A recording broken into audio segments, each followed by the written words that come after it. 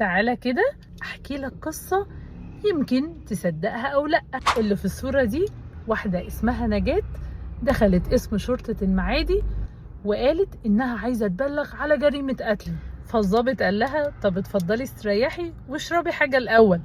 راحت قالت له انا مش هشرب حاجة، انا جاية ابلغكم ان انا قتلت صاحبتي سامية. فالظابط الخط قال لها طب انت ليه عملتي كده؟ قالت له لا انا ماليش دعوة، دي الحاجة هي اللي عطتني الامر ده. طيب مين الحاجة دي؟ دي جنية صاحبتي. طبعا الموضوع غريب، بس الاغرب بقى ان هم فعلا لقوا جثة صاحبتها، وطبعا جوزها قال ان هو كتير قوي كان بيشوفها بتتكلم مع ناس هم مش شايفينهم.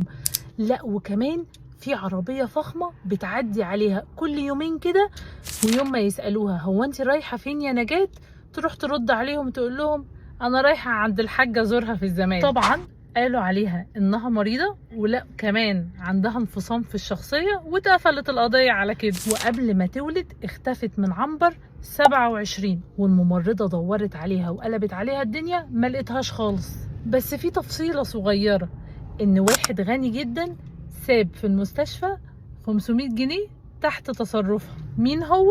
محدش عارف. نجاة راحت فين؟ برضو محدش عارف. وما تنساش تاخد جولة في الصفحة، وإلى أن نلتقي، سلام.